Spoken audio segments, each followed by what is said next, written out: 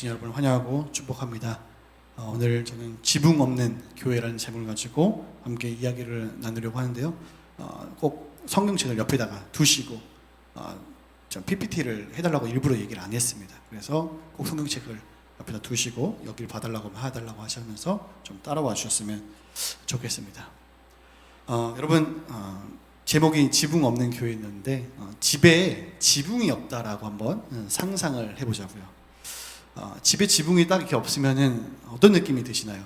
딱 보자마자 완성된 느낌이 안 들 겁니다. 완성된 느낌도 안 들고요. 또한 햇볕, 오늘 같은 날씨에 지붕이 없다. 아마 습해서 미쳐버릴 겁니다. 오늘 날씨를 보면서 저희 친구들은 말하기를 이제 아프리카 원주민이 오늘 우리나라에 오면은 하루 앞이면 바로 도망갈 거다라고 표현을 했습니다. 진짜로 습하디 습하고 덥기도 덥고 짜증나고 화나고 아무튼 미쳐버릴 것 같은 그런 날씨. 무튼 간에 이런 지붕이 없다면 이런 불편함을 겪을 거고요. 만약에 장마철 같이 폭우가 쏟아진다 그러면은 비를 맞을 수밖에 없겠죠. 눈이 온다면 어떨까요? 마찬가지로 그 시린 그 겨울을 피할 수 없을 것입니다. 저는 이렇게 설교를 준비하면서 옛날에 있었던 이솝우화죠. 한 이야기가 생각이 났습니다. 혹시 그 아기 돼지 삼형제 들어보셨나요? 아마 기억을 다 하실 겁니다. 이제 삼형제가 독립을 했어요. 독립을 했는데 늑대 친구가 찾아왔었죠. 이제 늑대가 찾아왔는데 첫째 돼지 집은 뭐로 만들어졌었죠? 집으로 만들어져서 이제 바람을 부니까 날아갔고요. 그래서 그 친구가 두 번째 동생네 집으로 갔죠. 동생네 집은 그래도 조금 괜찮았어요. 나무로 만들어졌었는데 그것도 후 하니까 날아갔어요. 그리고 마지막에 세 번째는 벽돌로 만들어졌었죠. 그래서 거기로 가서 이제 있으니까 후회도 안 날라고 별의별 짓을 안 날라니까는 이제 천장에서 그 뭐라고 하죠? 굴뚝이라고 하죠. 그걸로 이렇게 내려갔다가 끓는 물에 혼이 나고 다신 하지 않고 같이 그 벽돌집에서 아름답게 살았다라는 그런 이야기가 이제 생각이 났습니다. 제가 갑자기 왜 이런 얘기를 할까요? 야고보서는 우리들이 이렇게 알고 있습니다. 이제 공동서신이라고도 표현을 하고요. 마틴 루터, 종교개혁자 마틴 루터는 지푸라기 서신이라고 했습니다. 그러니까는 그 시대 당시에서는 좀 어떻게 이해가 됐었냐면은 별로 중요하지 않은 거예요. 그렇게까지. 왜냐하면 복음서가 있고 그 다음에 이제 바울 서신이 있고 이렇게 나오다 보니까는 그 시대 당시에서는 그 지푸라기 서신이라고 부르면서 굉장히 보잘것없다라고 표현을 했었는데요. 하지만 전혀 그렇지가 않습니다. 제가 좀 전에 대략적인 그 신약의 구조를 얘기했었는데요. 사복음서의 이야기에서 누구의 이야기가 나오죠? 예수 그리스도에 대한 이야기가 나옵니다. 예수님에 대해서 이야기가 나오고 그 다음에 바울 서신, 바울의 그 편지 속에서 어떤 얘기를 합니까? 교회의 문제와 그 상황들 뭐 여러 가지 대답을 해주는데 결국은 그 대답의 본질적인 핵심은 뭐예요? 예수 그리스도, 그 복음으로만 오직 은혜로만 살아간다라는 그런 이야기가 쭉 적혀져 있습니다. 그러고 난 다음에 오늘 공동서신이 나와 있죠. 즉 복음서하고 바울 서신을 통해서 주춧돌과 머릿돌 되셨던 그분의 이야기로 벽돌을 하나씩 세워가는 겁니다. 그렇게 세워감으로써 교회의 기반을 다지고요. 그렇게 잘 다져진 교회 위에 그 당시에는 별볼일 없었다고 얘기했던 그 지푸라기를 가지고 공동서신으로 지붕을 덮는다라면 어떨까요? 조금 이야기가 다르게 흘러가는 거죠. 그래서 공동서신을 우리들이 쭉 살펴보면요. 어떤 이야기가 나와 있냐면 행함에 대한 이야기가 굉장히 많이 나와 있습니다. 그러다 보니까 그때 당시에는 뭘 행함이 뭐가 중요하면서 좀 무시당했었던 것 같아요. 그런데 우리들이 얘기하는 여기서의 그 행함이라고 하는 것은 그냥 단순히 행하는 그런 것에 대한 이야기가 아니죠. 즉 내가 뭐뭐를 해서 뭐뭐를 얻어내는, 내가 108배를 해서 복을 받아내고 10,000배를 해서 뭔가를 받아내는 이런 어떤 교환적인 이야기가 전혀 아니죠. 공덕을 쌓은 이야기가 아닙니다. 이미 예수 그리스도라는 그분께서 우리를 어떻게 했어요? 먼저 사랑하셨죠. 먼저 사랑하시고 아끼심으로 말미암아 어떤 일이 벌어집니까? 그 은혜를 받고요. 그 은혜를 누리게 되었습니다. 그래서 그 은혜의 기반으로, 은혜를 바탕으로, 은혜의 반응으로 한 행위가 바로 오늘 공동서신에서 말하는 행위의 이야기인 거죠. 그게 바로 공동서신의 초점입니다. 제가 제목을 지붕 없는 교회라고 했습니다. 저를 가르쳐 주셨던 이제 교수님의 책 야고보서의 제목이기도 했는데요. 이렇게 한번 생각을 해보겠습니다. 한국 교회에 정말 많은 부흥이 있었습니다. 그렇죠. 그 50년대, 60년대, 70년대 뭐 평양 대부흥부터 시작해서 그런 부흥의 역사가 쭉 흘러가면서 교회의 건물은 점점 엄청나게 커졌던 것 같아요. 그런데 엄청난 축복을 받았음에도 불구하고 옛날에는 분명히 교회를 보면서 칭찬했었지만 요즘에는 칭찬하는 모습보다는 지탄을 받는 모습들이 많이 나와 있죠. 그 이유는 세상과 다를 바가 없고 오히려 세상보다 더 악한 모습, 교회의 행동 때문이었습니다. 예수 그리스도를 통해서 분명히 기초돌을 세웠고 교회가 자라났습니다. 그리고 건물을 지어갔죠. 그런데 행위라는 그 지붕을 덮지 않은 한국 교회의 모습이 생각이 났습니다. 은혜를 기반으로 한 행위가 아닌 복의 수단이 되어버렸던 어떤 섬김들, 남보다 내가 더 낫다고 자랑하는 행위로서 변질되었었던 어떤 그런 모습들, 그런 교회의 모습들. 그래서 야고보서 전체적으로 이렇게 요약하고 이렇게 말하고 있습니다. 종말 속에서 두 마음을 버리고 믿음으로 인내하라.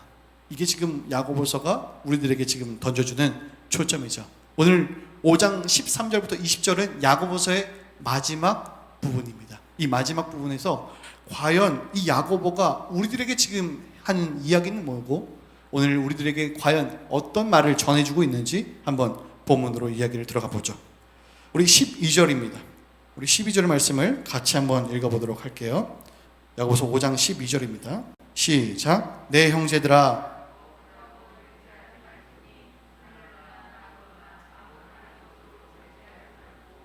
오직 너희가 그렇다고 생각하는 것은 그렇다 하고 아니라고 생각하는 것은 아니라 하여 정죄받음을 면하라. 아멘. 첫 번째 전 지붕이라고 생각합니다. 첫 번째 지붕, 결정, 두 마음을 버려라. 야고보서 전체에 나오는 정말 일관적인 주제라고 할 수 있을 것 같습니다. 정말 일관적인 주제예요. 맹세에 대한 이야기가 적혀져 있는데요. 여기서 나온 이야기가 어떤 거냐면은 어떤 헛된 맹세, 헛된 자랑, 헛된 말을 하지 말고 세상과 하나님 사이에서 결단하라는 것입니다. 그러니까는 예 하면 예, 아니면 아니오라고 그곳 가운데서 이야기하라는 것을 말하는 거죠. 즉 세상에 대해서는 뭐라고 얘기해야 돼요? 아니요, 아니라고요. 하나님에 대해서는 예, 맞습니다 라고 대답하라는 그 부분을 지금 이야기하는 거죠. 거짓말과 그런 어떤 빈말을 가지고 자신의 불의한 욕심을 채우기 위해서 맹세를 한다든지 하나님의 이름을 빌어서 헛된 것을 자랑하고 맹세하지 말라는 부분을 이야기하고 있습니다. 조금 더 이해를 돕기 위해서 야고보서 그 앞에 부분을 보면요, 4장 13절부터 이런 이야기가 적혀져 있는데요, 제가 세 번역으로 읽어드릴게요. 한번 들어보세요. 오늘이나 내일 어느 도시에 가서 1년 동안 거기에서 지내며 장사하여 돈을 벌겠다 하는 사람들이여 들으십시오. 여러분은 내일 일을 알지 못합니다. 여러분의 생명이 무엇입니까? 여러분은 잠깐 나타났다가 사라져버리는 안개에 지나지 않습니다. 도리어 여러분은 이렇게 말해야 할 것입니다. 주님께서 원하시면 우리가 살 것이고 또 이런 일이나 저런 일을 할 것이다. 그런데 여러분은 지금 우쭐대면서 자랑하고 있습니다. 그와 같은 자랑은 다 악한 것입니다. 이렇게 얘기를 하고 있습니다. 그러니까 지금 이 사람들은 헛된 자랑을 품고요, 지금 입으로써 범죄하고 그런 맹세하고 있는 부분들이죠. 그래서 야고보가 아니라 야고보가 지금 이것에 대해서 경고하고 있는 겁니다. 너희들은 나그네이고 하나님이 부르시면 가야 될 수밖에 없는 사람들인데도 불구하고 그런 헛된 맹세와 헛된 자랑을 품고 있다면 그것들은 접어두고 정말 하나님이 원하시고 세상에 얘기한다고 할지라도 아니오라고 말하는 그런 결단이 필요하다라는 거죠. 이 말은 지금 야고보서 전체에서 계속적으로 반복하고 있습니다. 그러니까 즉 두 마음을 가지고 세상과 하나님을 동시에 섬기려고 하는 자들 향해서 돌이키라라고 얘기한 것이 첫 번째 이야기인 거죠. 이스라엘은요, 단 한 번도 하나님을 예배를 안 한 적이 없습니다. 하나님을 향한 예배를 그만둔 적은 없어요. 그런데 너무 재밌는 게 뭐냐면 하나님도 예배할 뿐만 아니라 또한 바알도 예배했고요. 하나님을 예배할 뿐만 아니라 금송아지도 예배했고요. 하나님을 예배할 뿐만 아니라 다른 어떤 이방 신들도 다 가져다가 같이 예배함을 보았습니다. 하나님도 좋고 바알도 좋고 모든 것들이 다 좋은 거죠. 그래서 지금 우리들에게 야고보는 제시하고 있는 거죠. 교회여, 무엇을 버리라? 두 마음을 버리라 라고 얘기하고 있습니다. 결정하라는 겁니다. 과연 그렇게 교회 가운데 든든하게 예수 그리스도라는 주춧돌로 기초돌로 이 벽돌을 아름답게 세웠다면 무엇으로 덮을 수 있을까? 과연 예수 그리스도만 우리들이 섬기고 있는가? 결정하라고 우리들에게 지금 제시하고 있는 거죠. 그래서 야고보서는 지붕 없는 교회들을 향한 서신이라고 볼 수 있습니다. 우리의 소원이 예수 믿고 세상 사람들처럼 잘 되는 것이라면, 그것이 만약에 목적이라면 우리는 예수를 믿는 것이 아니라 그냥 교회를 다니는 거겠죠. 그죠?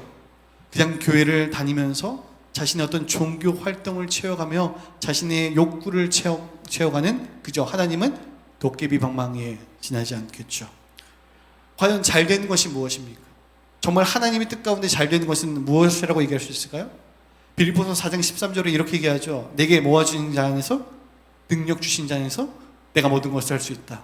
꼭 음식점에 가면 이런 것들이 붙어져 있는데 저는 그분들한테 꼭 물어보고 싶은 것들이 하나 있어요. 그 앞에 있는 11절과 12절을 읽어보셨나?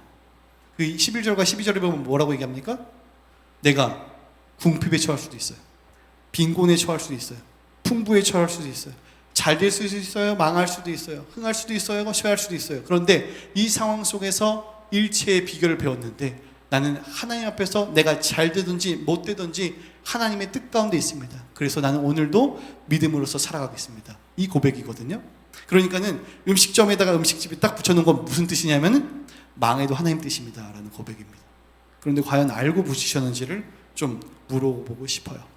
우리들은 세상의 기준처럼 잘 되는 것이 어떤 우리들의 욕구와 욕정을 가지고 뭔가 더 큰 명예를 갖는 것이 우리들의 잘됨이 아니겠죠. 하나님의 뜻 가운데에 두 마음을 버리고 세상이 아니라 하나님의 뜻으로서 그리스도인으로서 오늘 하루를 살아가는 것, 그게 바로 잘 된다라는 표현에 맞을 겁니다. 그래서 야고보는 잠깐 세상 속에서 머물러야 하는 교회가 가장 우선적으로 해결돼야 할 것은 두 마음을 버리는 일부터 시작을 하라는 거죠. 교회가 하나님도 섬기고 세상의 탐욕도 섬길 수 없습니다.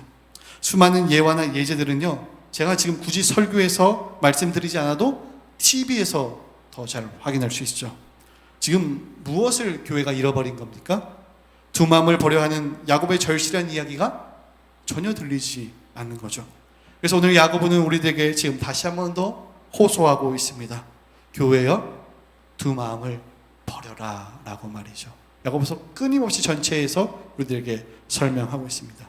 그러면 우리들에게 두 마음은 과연 무엇일까요? 여러분의 두 마음은 뭐가 될 수 있을까요? 자녀도 될 수 있겠죠. 어떤 직장도 될 수 있겠죠. 돈도 될 수 있겠죠. 명예도 될 수 있겠죠. 하나님보다 더 사랑하는 모든 것이 우리들의 두 마음이 될 수 있겠죠.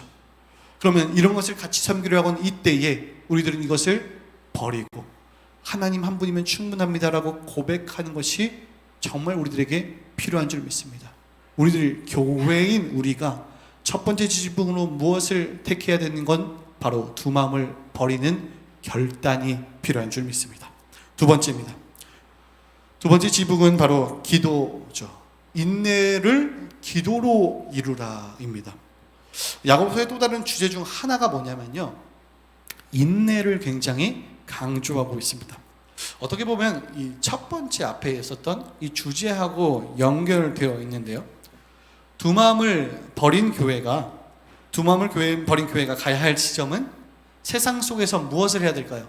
이것 가운데에 인내하면서 하루하루를 그리스도인으로서 살아가는 것입니다. 그 인내를 이룰 수 있는 유일한 방법은 뭘까요? 내 힘일까요? 나의 방법으로 이 세상을 인내로서 살아갈 수 있을까요? 아니요. 오늘 하루를 내 힘으로 견디는 것이 아니라 기도하면서 오늘 하루를 하나님 없이면 살아갈 수 없습니다. 하나님의 도우심이 없다면 나는 오늘 하루도 살아가지 못합니다라고 고백하며 구하는 것이죠. 오늘 본문 13절을 한번 보도록 하죠. 야고보서 5장 13절입니다. 야고보서 5장 13절 같이 읽어보죠. 시작. 너희 중에 고난당한 자가 있느냐? 그는 기도할 것이요. 즐거운 자가 있느냐? 그는 찬송할지니라. 아멘. 여러분에게 한번 질문을 해볼게요. 여러분이 생각했을 때 고난은 복일까요? 저주일까요? 복이라고도 해주시고요. 제가 기대한 대답은 당연히 복이겠죠. 당연히 복입니다. 그런데 참 가슴 아픈 게 뭐냐면은 제가 이제 예전에 기도원에 있었을 때 그런 얘기를 진짜 많이 들었어요. 이제 어떤 문제가 닥치고 가정이 어렵고 상황이 안 좋을 때에 모든 문제는 뭐가 없었냐면은 믿음이 없어서 그래요. 믿음이 없어서 이런 일이 닥쳤대요. 거기다 이제 좀 더 가면은 기도를 안 해서 그렇다는 거예요. 그래서 그때는 이제 그런가 보다. 내가 정말 우리 가정이 이렇게 된 거는 이렇게 어려운 거는 내가 다 기도를 안 해서 그런 거다. 더 열심히 기도를 해야겠다 하면서 이렇게 자책하면서 이제 하루하루를 살았습니다. 근데 여러분이 보시기에 제가 한 이 얘기가 맞나요? 말도 안 되는 얘기입니다. 말도 안 되는 거죠. 여러분 어떤 고난을 만나고 아픔을 겪고 어려움에 처했을 때 그 어려움을 통해서 하나님을 만나면 그게 저주일까요? 축복일까요? 축복이죠. 하나님을 만나는데요. 하나님 만난 거 가장 큰 축복 아닌가요? 고난 가운데에 기도하며 후히 주시고 꾸짖지 아니하시는 하나님을 만났다. 가장 큰 축복 아닙니까? 좋은 아버지는 가장 좋은 것을 주신 분입니다. 제가 들었던 이야기 중에서 한 분의 이야기를 한번 소개해 드리려고요. 이분이 이제 어렸을 적에 아버지하고 함께 이제 교회에 갔다고 합니다. 그런데 이분은 이 아버지는 그렇게 예수를 이렇게 믿거나 그러셨던 분이 아니었다는 것을 먼저 밝혔어요. 그런데 그곳에 유명한 어떤 부흥사가 온다라고 하는 거예요. 그래서 그렇게 교회에 찾아갔습니다. 다 한 명씩 나와서 안수 기도를 받으라고 하고 있는데 이제 아버지 차례가 된 것 같아요. 그래서 이제 그분이 아버지한테 아버지 가서 기도 받으시죠 이렇게 얘기하니까는 아버지가 이렇게 얘기하는 거예요. 내가 이 병을 통해서 하나님을 만났는데 난 굳이 치료 안 받아도 된다. 내가 이 병을 통해서 하나님을 만났는데 이 병이 만약에 떨어져간다 하면 나는 하나님을 모른다고 할 것 같다. 이렇게 얘기하시더라고요. 여러분 어떠신가요? 우리가 병에 대해서 기도할 때에 나을 수도 있습니다. 그런데 낫지 않을 수도 있어요. 그런데 그 고난이 전혀 해결되지 않을 그때에 그 속에서 우리가 하나님을 만나고 하나님을 경험한다라고 한다면요, 그것은 가장 아름다운 일입니다. 물론 그 아픔과 고통이 세상의 어떤 것과도 비할 바가 못 되겠죠. 그렇지만 반대로 하나님을 만난 그 기쁨과 이 세상의 어떤 것으로도 말할 수 없는 그 체험은 세상의 어떤 평안과 비교할 수 있을까요? 우리가 하나님을 만나는 것은 가장 큰 기쁨일 것입니다. 그러고 난 다음에 오늘 다음 본문을 보면요, 이렇게 얘기합니다. 13절에요. 너희 중에 고난 당한 자가 있느냐? 기도한다고 얘기해요. 반대로 즐거워하는 자가 있느냐? 뭐 한대요? 찬송을 부른다라고 얘기합니다. 찬송을 부른대요. 이 찬송을 부른다라는 것을 이제 헬라어로 보니까 시편입니다. 시편이에요. 그러니까는 여러분 시편이 무슨 내용이 적혀져 있죠? 시인의 절절한 이야기가 적혀져 있어요. 그 곡 가운데에는 그 시인의 아픔도 있겠죠. 정말 아프고 슬플 때에 불렀었던 어떤 노래가 될 수도 있고요. 예배 중에 불렀었던 노래가 있을 수도 있고요. 즐거움 속에 불렀었던 노래가 있을 수 있어요. 그런데 시편이라고 표현을 하고 있습니다. 고통 속에서 몸부림을 치면서 하나님을 찬양하고 하나님께 기도했던 것들, 또한 그 기쁨 속에서 감사함으로 아뢰었던 그 모든 것들이 담겨져 있는 거죠. 한 가지의 예만 들어볼까요? 다윗의 아들 압살롬에게 쫓겨서 다윗이 도망을 갔습니다. 그때 당시에 시편 23편을 적었다고 학자들은 이야기를 해요. 그럼 시편 23편이 뭐예요? 여호와는 나의 목자시니 내가 부족함이 없으리로다. 여기서 부족함이 없다는 것은 조금의 부족함도 당연히 없다는 거죠. 그런데 지금 아들한테 쫓기고 있는데 뭘 부족하지 않아요. 지금 왕이었는데 쫓김을 당해서 빈들에서 있었던 그 상황이 뭐가 부족하지 않아요. 다윗의 인생에서 미친 척을 한 적은 얼마나 많습니까? 심지어 사위였잖아요. 사울을 통해서 도망갔었던 그 여정은 어떤가요? 그 수많은 어려움과 아픔들을 다 회상하면서 심지어 아들에게도 도망을 치면서 뭐라고 고백하냐면은 여호와는 나의 목자시니 내게 부족함이 없고 나를 푸른 풀밭에 누이시고 쉴 만한 물가로 인도하시고, 이런 고백을 어떻게 하냔 말이에요. 그런데 지금 이런 고난 가운데에 고백을 하고 있다라고 이야기를 하고 있습니다. 그래서 성경은 고난 속에서도 또한 즐거움 속에서도 하나님을 가까이 함이 최고의 복이다라고 우리들에게 이야기하는 겁니다. 야고보서의 1장에서의 내용과 마찬가지로요, 인내할 것을 먼저 얘기한 다음에 뭐라고 얘기하냐면은 구하라라고 얘기합니다. 오늘 지금 우리들에게 무엇을 말하냐면요, 여러분, 어려운 상황들, 고난 속에 있는 상황들, 심지어 세상 속에서 우리들이 살아가고 있지만 세상처럼 살아가지 않는 우리 그리스도인들, 그런 상황 속에서 두 마음을 버리고 하나님만을 섬기라고 하는 이런 사람들에게 현실적으로는 어떤 어려움들이 있을 수 있죠. 수많은 고난과 어려움이 찾아올 수 있습니다. 그랬을 때에 인내하고 기도하고 구하라라고 얘기하는 거죠. 수많은 어려움이 올 수도 있어요. 수많은 아픔이 찾아올 수도 있어요. 그런데 이 상황 속에서 우리가 그리스도인으로서 하루를 살아갔을 때에 그것을 인내할 수 있다. 그런데 그 인내는 내가 어떤 심성과 성품이 뛰어나서 가는 것이 아니라 오직 은혜로, 오직 하나님을 갈망함으로, 오직 하나님이 주시는 그 능력으로 꾸짖지 않고 내게 넉넉하게 주시고 오히려 넘치게 주시는 좋은 아버지인 그분의 품으로 갈 때에 그것이 가능하다라고 이야기하는 거죠. 여러분의 상황에 수많은 아픔과 수많은 어려움이 찾아올 수 있습니다. 그런데 그 상황 속에서 인내하는 것, 그 상황 속에서 하나님을 찾는 것이야말로 우리 그리스도인들이 해야 될 것은 아닐까요? 또한 이것은요, 영적인 것만을 말하는 것이 아닙니다. 그 다음 14절 한번 보실래요? 14절은 이렇게 얘기합니다. 너희 중에 병든 자가 있느냐?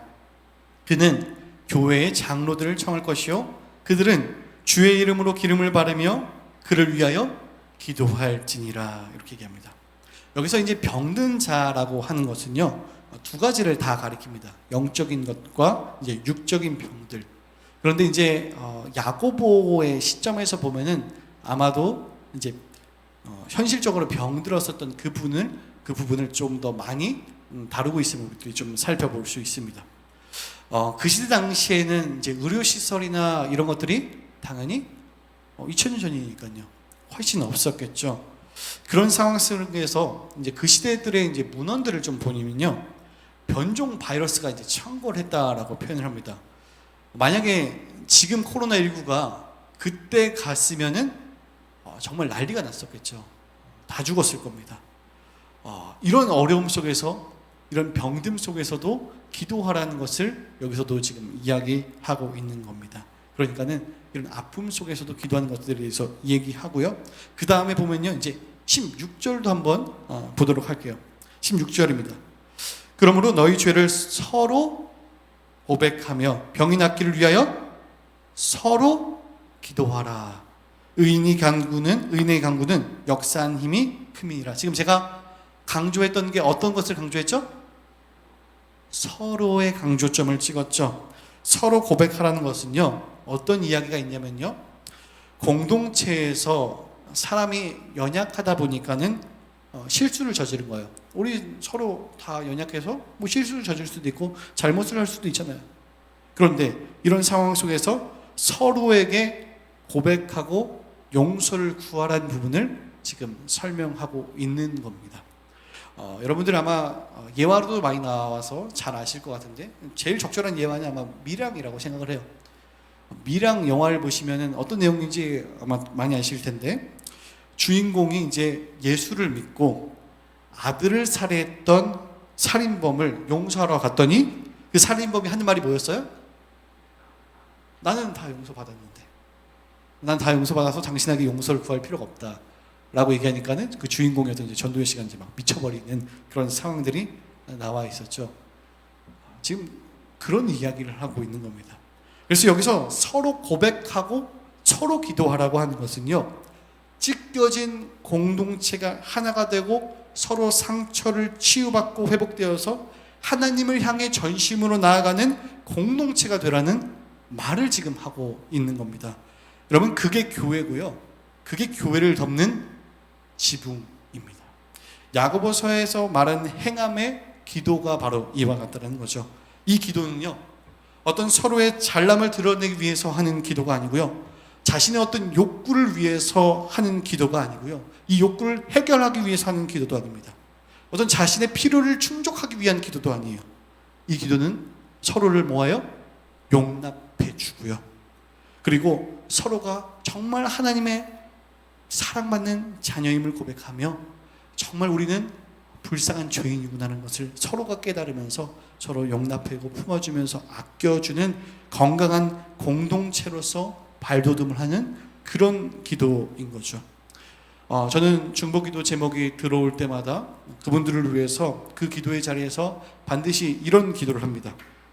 하나님, 이 고난과 아픔 속에서 하나님을 경험하게 하시고, 우리가 서로를 위해 기도하는 중에 서로의 아픔을 위로하시고, 또한 서로에게 고백할 것이 있으면 고백하게 하셔서 그 마음의 아픔까지도 위로하게 하셔서, 또한 기도의 자리로 서로를 인도하셔서 주님이 오늘도 우리와 함께 동행하심을 경험하게 하소서. 여러분, 더시티 사랑의 교회가 서로를 위해 이렇게 고백하고 기도하는 공동체가 되길 소망합니다. 그런가 하면요, 뒤에서 또 뒤를 보면요, 엘리야에 대한 이야기가 적혀져 있습니다. 여기 엘리야는 어떤 특별한 인물, 완벽한 사람을 적어 놓은 것이 아니라요, 그도 별반 우리와 다르지 않고 고난을 겪는다가 포인트예요. 고난을 겪고 연약하게 그지없는 그런 사람이라는 거죠. 근데 거기서 너무 재밌는 것이 뭐냐면요, 비인데요, 5장 이제 앞에 부분을 보면요, 인내에 대해서 쭉 얘기를 한 다음에 이른 비와 늦은 비에 대해서 설명을 합니다. 엘리야도 기도하니까 비가 내렸다라는 부분을 설명을 하고 있습니다. 여러분, 비라는 게 우리들이 뭘 해서 될 수 있을까요? 기우제를 드리면 되나요? 아니면 정말 하나님의 전적인 은혜임을 고백할 수 있는 수단이 될 수 있을까요? 저는 비를 보면서 그 하늘에서 내려오는 그 하나님의 은혜에 대한 단비라고 생각을 합니다. 그래서 일부러 이 비라는 것을 적어 놓은 것 같아요. 그렇게 인내로 살아온 기도자의 기도가 대단해서가 아니라 그분의 은혜로 공급받기 때문이라는 것을 핵심적으로 말하고 싶어서 일부러 이 부분을 적어 놓은 것 같습니다. 즉, 서로를 위해서 기도하면서 서로에 대해서 아껴주면서 서로에 대해서 사랑하며 품어주면서 고난 속에서도 함께 위로하고 그 아픔 속에서도 서로의 눈물을 닦아주면서 서로 인도하고 이 세상을 인내로 살아가게 하는 결정적인 계기는 나의 어떤 잘남이 아니라 나를 여기까지 이끄신 하나님의 은혜를 의지하면서 살아가는 것, 그게 바로 그리스도인들이 가야 되는 것, 이게 바로 이 말을 바로 야고보가 하고 싶었던 것 같습니다.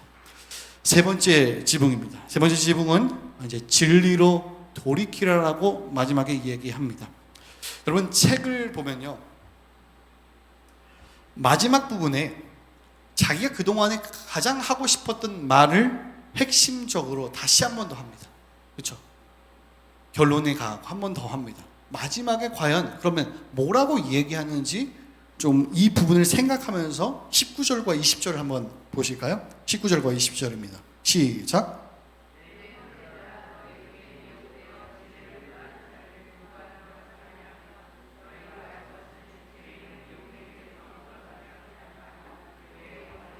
에서 구원할 것이며 고단한 죄를 덮을 것입니다.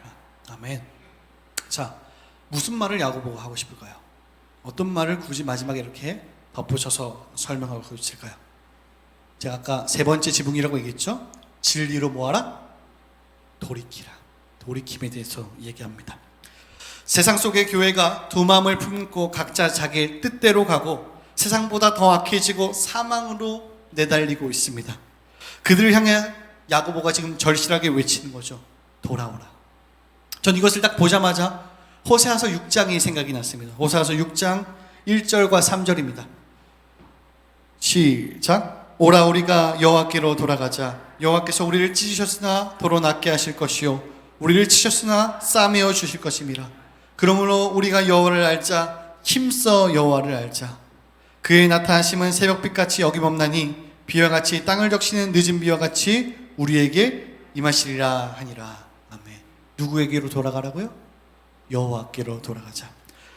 한쪽으로 세상의 발을 딛고 또한 다른 한쪽으로는 하나님을 향해서 디디고 있는 그 발을 향해서 외치고 있는 거죠. 호세아의 지금 절실한 외침이 들리는 겁니다. 가장 흥황했던 여로보암 그 2세의 시기에 가장 번성했다고 얘기하는 그 시기 가운데에 누구에게로 돌아오라? 여호와께로 돌아오라. 정말 세상도 좋고 하나님도 좋고 바알도 좋고 아세라도 좋고 하나님도 좋다고 함께 예배하는 너희들아, 하나님만을 섬겨라. 하나님만이 너희의 왕이시다. 두 마음을 버리고 오직 하나님을 섬겨라라고 얘기하는 거죠. 마찬가지로 오늘 우리들에게 야고보가 외치는 겁니다. 또한 이 이야기는 혼자만의 이야기라고 얘기하지 않습니다. 너희 중에 누구든지 진리를 떠난 자가 있다면 붙들어 호소하라는 이야기를 마지막에 지금 한 번 더 이야기하고 있는 거죠. 결론을 내리겠습니다. 사랑하는 여러분, 우리가 두 마음을 버리고 주님을 굳건히 붙잡는 것 외에 다른 것으로 우리의 공허한 마음을 채울 수 없습니다. 우리가 인내하며 서로를 위해 기도하며 나의 힘이 아닌 하나님을 의지하는 것 외에 다른 방법은 없습니다. 우리가 진리로 돌이키고 말씀을 붙잡는 길 외에 교회를 교회답게 할 수 있는 방법은 없습니다. 우리가 예수 그리스도를 주로 고백하는 것 외에 다른 방법으로 이 세상을 이길 방법은 없습니다. 여러분 반드시 기억했으면 좋겠습니다. 예수 그리스도로 끊임없이 기초돌을 세웠던 그 교회 위에 아름다운 지붕을 세우기 원합니다. 두 마음을 버리고요. 서로를 공동체적으로 서로의 죄를 고백하면서 아껴주고 품어주고 사랑해주는 건강한 공동체가 되길 원합니다. 그래서 진리로 돌이키며 말씀으로만 살아나며 이 예수 그리스도의 말씀이 없다면 오늘도 내가 하루를 살아갈 수 없음을 고백할 수 있는 건강한 공동체가 되기를 소원합니다. 그런 더시티 사랑의 교회가 되길 원합니다. 우리 모든 성도가 이 은혜를 누리면서 우리 함께 이 찬양을 불렀으면 좋겠습니다.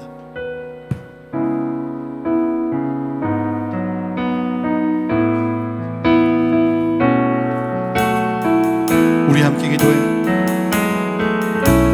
우리 함께 기도해. 주 앞에 나와 주 앞에 나와 무릎 꿇고 긍휼 베푸시는 주 하늘을 향해 우리 다시 고백합시다. 우리 함께 기도해. 우리 함께 기도해. 주 앞에 나와 주 앞에 나와 무릎 꿇고 긍휼 베푸시는 주님 베푸시는 주 하늘을 향해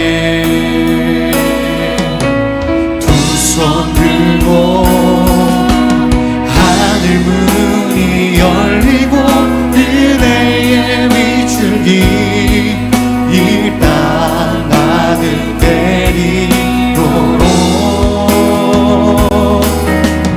마침내 주 오셔서 의의 비출기 우리 위에 우리 청하고 합시다. 우리 함께 기도해. 아멘. 함께 기도해. 함께 기도해. 서로 함께 기도하는 거예요. 무릎 꿇고 무릎 꿇고 긍휼 베푸시는 주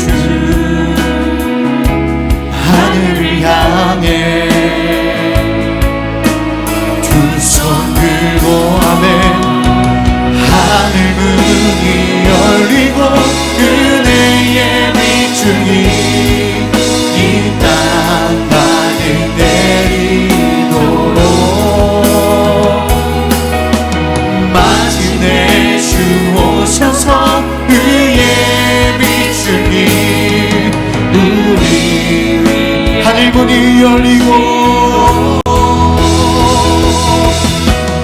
하늘 문이 열리고 은혜의 비추기 이 땅 가득 내리도록 마침내 주 오셔서 의의 비추기 우리 위에 하늘 문이 열리고 은혜의 비추기 이 땅 가득 내리도록 마침내 주 오셔서 의의 비추기 우리 위에 부시도록. 우리 함께 기도하며 나갑시다. 우리 함께 기도할 때에 우리 말씀을 생각하면서 함께 기도하기 원합니다. 하나님, 교회 위에 아름답게